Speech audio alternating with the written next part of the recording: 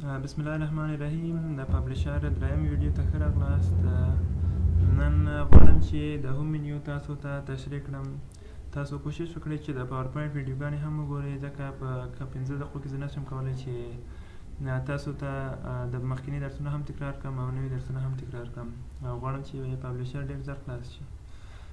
تاسو راشئ هوم منیو ته، کاپي کټ دا شیان خو مو زده دي، تاسو کاپي کړئ، پیسټ کړئ، فارمټ پوینټر باندې دا سټایل راواخلئ، په دې عملي کړئ، دا برخه مو زده دي. دلته پیسټ مو هم زده ده، دلته پیسټ لینک ده. تاسو له ورډ پروګرام له یو بل پروګرام غواړئ چې یو خط کاپي کړئ، راشئ کنټرول سی ووهئ، غواړئ چې دا کاپي کړئ، راشئ دلته پیسټ سپیشل ته پیسټ لینک ووهئ او اوکې ووهئ، دا دلته پیسټ شو. په دې کلیک وکړئ، ستاسو لپاره به د ورډ پروګرام خلاص شي. را به شو نورو برخو ته. دا برخې مو تاسو زده وي. تاسو دلته د خط انتخاب کړئ، بیا هماغه خط ته خاص مثلا زه دا خط انتخابوم، مکمل خط به انتخاب کړم. تاسو وینئ چې دلته یې فونټ کې تغیرات راولو، کوم چې مو خوښه وي هماغه انتخاب کړئ. دلته د خط اندازه ده، له دې ځای څخه هم زیاتولی شئ، دلته کمولی شئ، دلته فارمټ دلته له منځه ځي، بولډ ده، ایتالیک ده، دا ټول مو زده دي. دا فاصله ده، دلته یې رنګ بدلیږي. بل پاراګراف برخه ده، دا مو ویلي وو چې بولډ ده او دا برخې وې. بل په دې باندې انډنشن کېدو، دا د انګلیسي وو، فارسي په خاطر وو، کالمو باندې تقسیمېدا وه، پاراګراف کاونټر وو، پاراګراف حسابولو موږ لپاره. دغه ټولې برخې موږ تاسو لوستې وې. دلته الاینمنټ وو، په دې په واسطه باندې موږ کولی شو چې خپل خط الاین کړو. دلته د لاینونو ترمنځ سپیسینګ وو، کله چې څو لاینونه زیات وي بیا تاسو کولی شئ چې لاین سپیسینګ ورته مشخص کړئ. تاسو وینئ چې لاین فاصله کم او اضافه کېږي. د پاراګراف هم همداسې د پاراګرافو ترمنځ فاصله کم او اضافه کېږي. سټایلز دي، تاسو کولی شئ چې د فونټ په شکل دلته هم راشئ، سټایل نور ورکړئ. ډرا ټکسټ باکس دا دلته یو ټکسټ باکس جوړیږي، تاسو کولی شئ چې په هغه کې خط ولیکئ. بیا په ټکسټ باکس کې تاسو کولی شئ څه شی چې غواړئ هماغه ولیکئ. مثلا زه لیکم چې this is a text box، تاسو څه شی چې لیکئ پکې ولیکئ.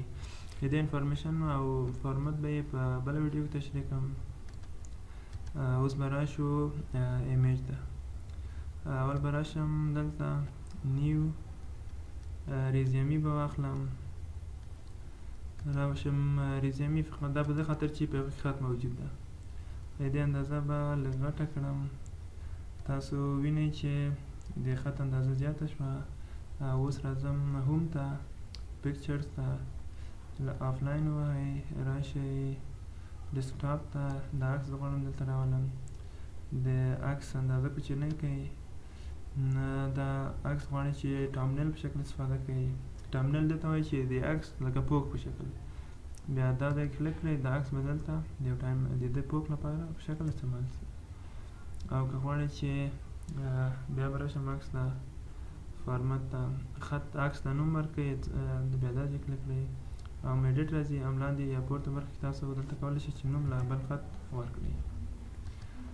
بل څه شی کولی شئ، دا به زه انتخاب کړم، نور به یې هم اندازه کوچنۍ کړم، دا به د خط سره راولم. تاسو وینئ چې بله مهم موضوع دا ده چې ریپ ټکسټ ده.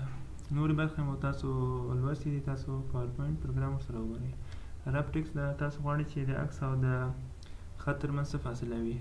سکویر دا به مستطیل په شکل وي، یا دایرې په شکل خط به ترڅنګ وي. ټایټ وي، نور حالتونه هر حالت چې تاسو ته سم معلومېدو هماغه انتخاب کړئ. بل ایډیټ ریپ پوینټس ده، دا کولی شئ چې پوینټونه بدل کړئ، بیا خط په هماغه اندازه ورته رانږدې کېږي. چې دا کار کولی شئ چې تاسو راشئ دلته کراپ ته، کراپ ته شیپ انتخاب کړئ. تاسو وینئ چې دا اوس شیپ ته تبدیل شو، دا خط به تر دې ځای څخه ورسره رانږدې کېدلی شي. چې تاسو بیا ریپ ټکسټ ته راشئ، تاسو وینئ چې خط ورسره رانږدې کېږي. دا و د ریپ ټکسټ برخه. بیا به راشو هوم ته. را به شو دلته برینګ ټو فرانټ او زه به راشم بیرته به دا خپل اصلي حالت ته تبدیل کړم. را به شم دا دلته تاسو راشئ برینګ ټو فرانټ ووهئ، سنټر بک ووهئ، دا شاته ولاړ که غواړئ چې بیرته پیدا شي بیا دا ووهئ. آنلاین و چې دا مو مخکې لوستی و، ګروپ ان ګروپ هم لوستی و. څو شیپونه راواخلئ له دې ځای څخه بیا پوهېږئ چې ګروپ ان ګروپ څه ته وایي. 2 شیپه راواخلئ، یو دا د شیپ یو بل شیپ هم مثلا راواخلئ، بیا دا دواړه کنټرول ونیسئ، دواړه انتخاب کړئ، بیا دواړه انتخاب کړئ، دا کنټرول دا او دا بیا ستاسو لپاره ګروپ فعال کېږي. دا ګروپ کېږي اورینټیشن کې تاسو حالت یې بدلولی شئ، په فایند کې پیدا کېږي. دا مخکې ویلي وو په دلته په ګوټو پیج کې تاسو غواړئ څومره صفحې ته ولاړ شئ. که صفحې اندازه زیاتې وي تاسو مثلا 2 صفحې ته غواړئ چې ولاړ شئ، دا 2مه صفحه ده. ریپلیس مو لوستی وو، سلیکټ مو لوستی وو. تاسو دا برخې ټول اساسي وګورئ. بیا به زه اول به د ټکسټ باکس فارمت تشریح کړم، بیا وروسته له هغه به په پاراګراف کې بعضې خبرې دي هغه به تشریح کړم. دا ویډیو همدومره بس ده، له توجه نه مو مننه.